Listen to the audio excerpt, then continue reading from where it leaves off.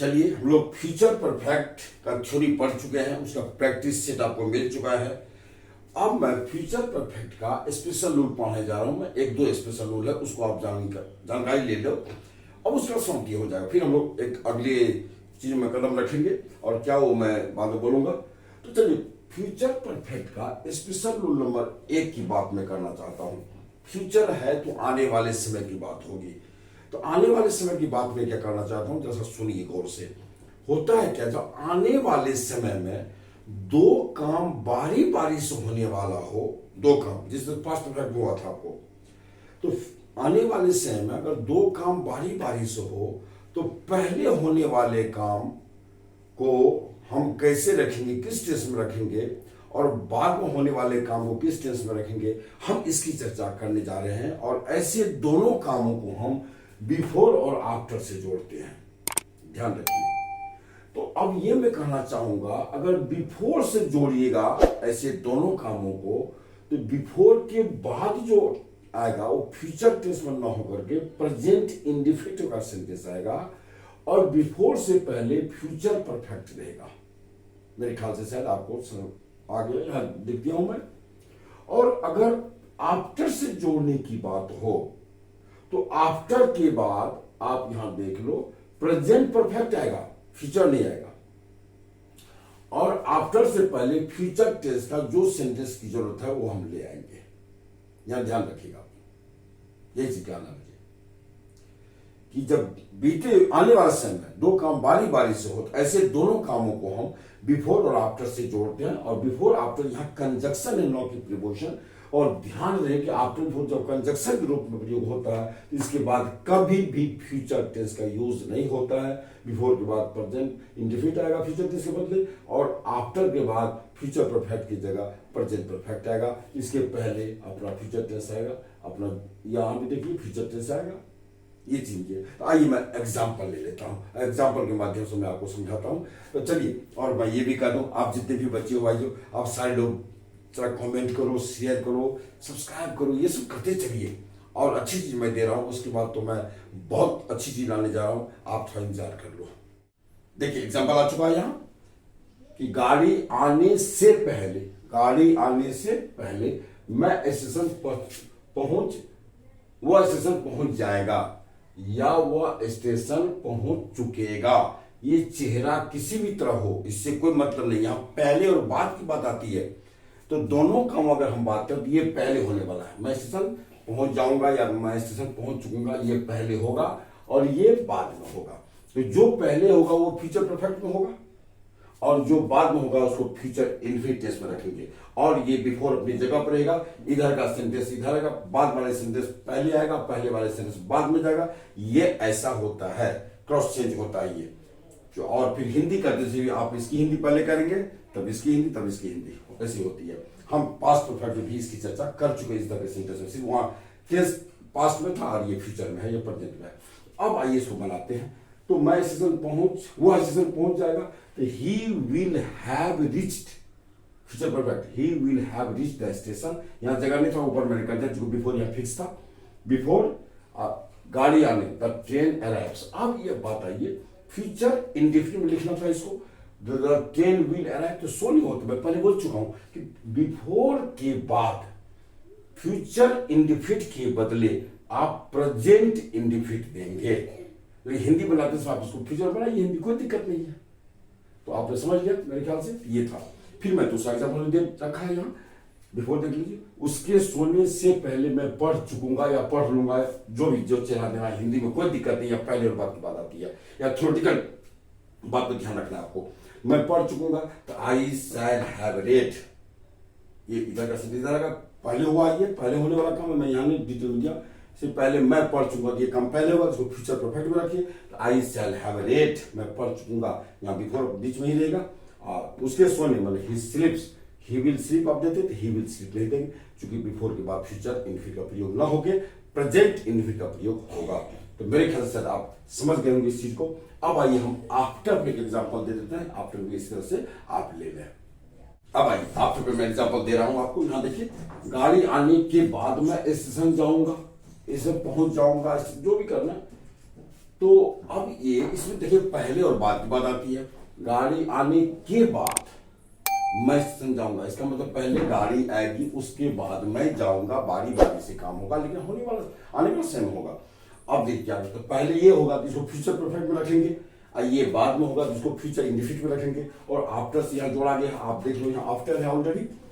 तो इधर का स्टेशन इधर, ये राइट साइड का जो है इंग्लिश में लेफ्ट में जाएगा, और लेफ्ट हिंदी जो है वो राइट इंग्लिश में जाएगी। तो इस तरह की बात हो गई।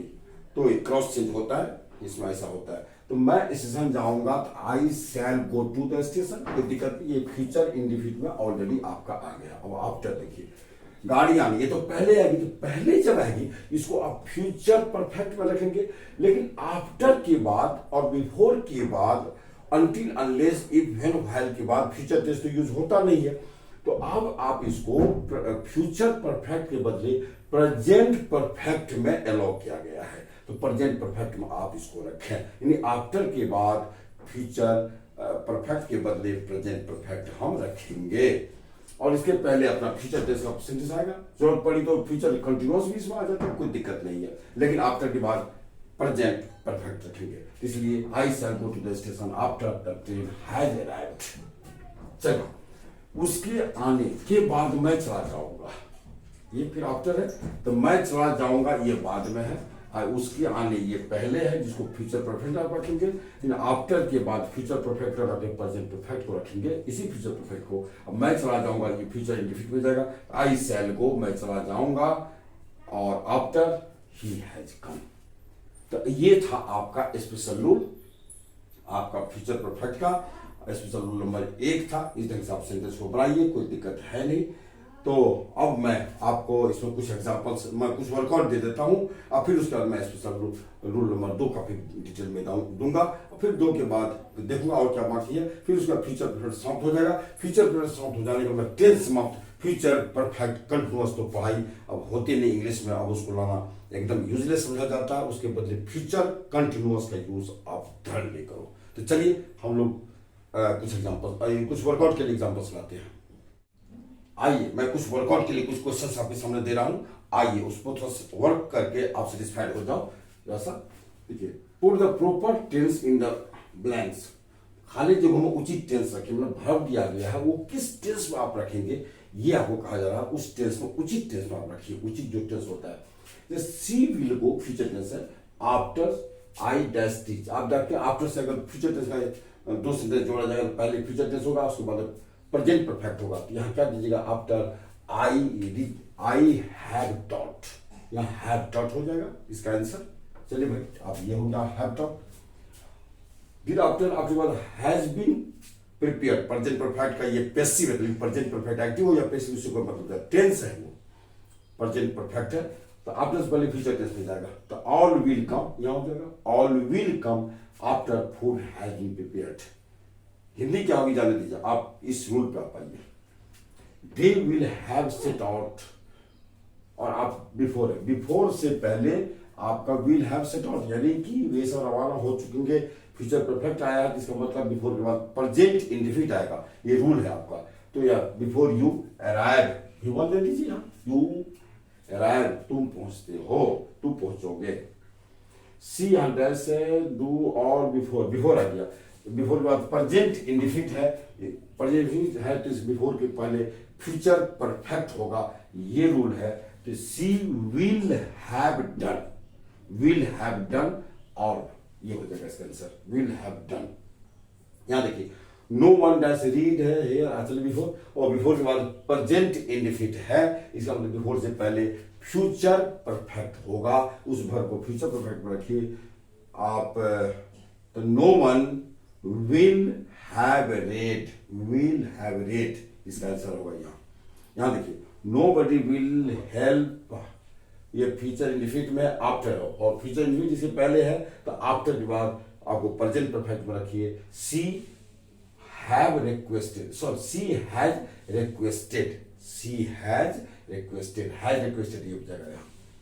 अब यहाँ देखिए, ही अब किस में आगे देखते हैं, एन से बिफोर आ गया, वो बिफोर के बाद है प्रेजेंट इंडेफिनिट है, बिफोर से पहले फ्यूचर परफेक्ट में जाएगा। तो सी विल हैव रिटन, ये होगा विल हैव रिटन होगा। अब आइए, India develop before see the third world war starts.